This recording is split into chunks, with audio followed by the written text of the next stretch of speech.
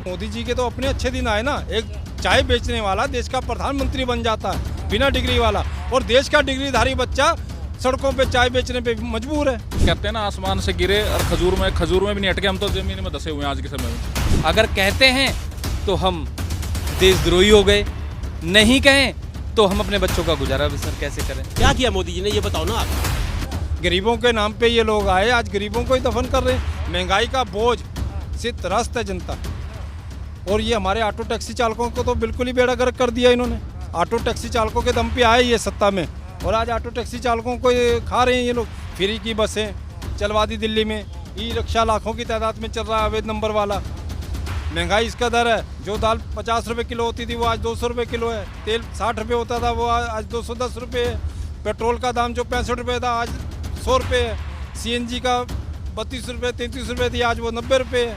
तो कहाँ से मोदी और अपना केजरीवाल सही कर रहे हैं। मोदी जी के तो अपने अच्छे दिन आए ना। एक चाय बेचने वाला देश का प्रधानमंत्री बन जाता है बिना डिग्री वाला, और देश का डिग्रीधारी बच्चा सड़कों पे चाय बेचने पे मजबूर है। अपने अच्छे दिन किए हैं उन्होंने। सूट बूट पहन लिए, करोड़ों रुपए के पेन रखते हैं, करोड़ों रुपए का सूट पहनते हैं, हर 1 घंटे बाद अपना सूट बदलते हैं। वो जहाज ले लिए उन्होंने, तो गरीबों का तो दमन कर रहे हैं ना। मैं कहता हूँ मानते हम चाय वाला था, हम उनकी बात मान लेते हैं।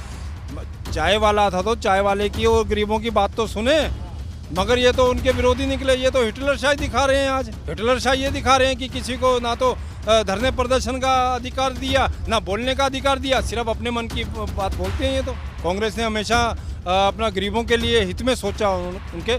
आज जो झोला उठा के गांव से आते थे, गांव देहात से दिल्ली में नौकरी करते थे, झुग्गी झोंपड़ी में रहते थे, अपना मकान बनाया, बीवी बच्चों को लाए, पढ़ाया लिखाया, तो आज अपने मकान में और अपनी काफ़ी उन्होंने संपत्ति भी बना रखी है। तो कांग्रेस के शासन में ये हुआ। मगर आज जो बीजेपी के शासन में हो रहा कि गाड़ियां मकान तक बिक गए लोगों के। कोरोना काल में किसी को पूछा तक नहीं, लाशों के ढेर लग गए। गंगा मैया के बेटा जो कहता था अपने आप को, तो गंगा मैया ने काफ़ी लाशें देखी। ऑटो टैक्सी चालकों पर ये दोनों सरकारें जो हैं ऑटो टैक्सी चालकों के विरोध में, ये नहीं चाहते कि अभी ऑटो टैक्सी चालकों के बच्चे पढ़ाई लिखाई में संपन्न हो, वो आगे आएँ या इनमें कुछ सुधार हो।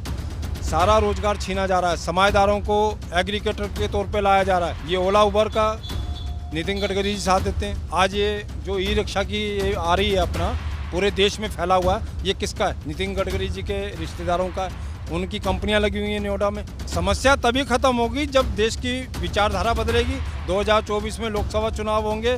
कांग्रेस को लाना आज देश की मजबूरी हो चुकी है, लोगों की मजबूरी हो चुकी है।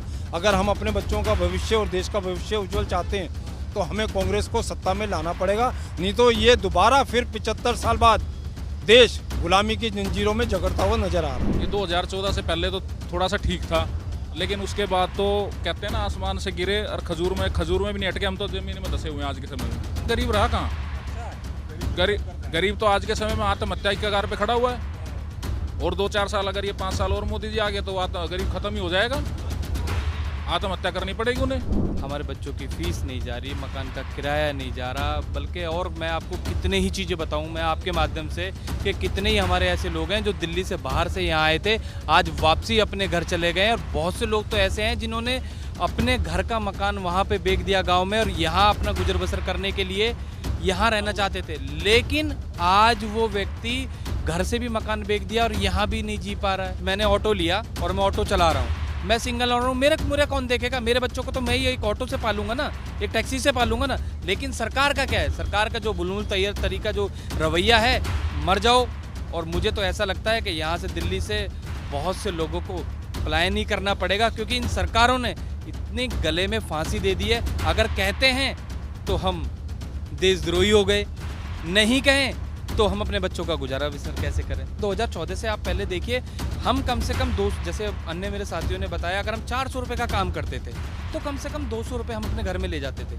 आज की डेट में अगर हम 1000 रुपये का काम भी करते हैं, 1500 रुपये का, लेकिन जो उसकी लागत है, आप देखो 90 रुपये आज CNG हो गई है, ठीक है। वो भी दिल्ली की बात कर रहा हूँ। अगर दिल्ली NCR में चले जाएँ तो 100, 110, 105 इस तरीके से चल रही है। और अन्य जो टैक्स हैं आप चालान देख लो, क्योंकि क्योंकि दिल्ली से जैसी सीमा पार करते हैं, अन्य राज्यों की जो पुलिस है और जो अन्य जो एजेंसियां हैं वो मिसबिहेव, अलग तरह का रवैया हो जाता है। क्योंकि हम यहाँ से दिल्ली से लेके जाएंगे तो उनका एटीट्यूड चेंज होता है, क्योंकि बाहर की गाड़ी समझते हैं, उनका चालान ज़्यादा होंगे, तो ये ऐसा होता है। और हम तो बिल्कुल सोच रहे हैं कि 2014 के बाद अब हमारे पास ऐसी स्थिति है आज की डेट में, या तो हम एक नया विकल्प चुने, और हम बिल्कुल सोच रहे हैं कि इस बार परिवर्तन बहुत ज़रूरी है। अगर अपने बच्चों के लिए, अपने जो आसपास जो अपने परिवारों के लिए अगर बचाना है तो हमें बदलाव बहुत ज़रूरी है। मोदी बहुत अच्छा कर रहे हैं, क्या बिल्कुल गरीबी को खत्म कर रहे हैं, गरीब को बिल्कुल खत्म कर रहे हैं। और जो मीडिया बिल्कुल लो क्लास बंदा है हमारे ज्यादा बिल्कुल भूखे मर रहे हैं। क्या किया मोदी जी ने, ये बताओ ना आप,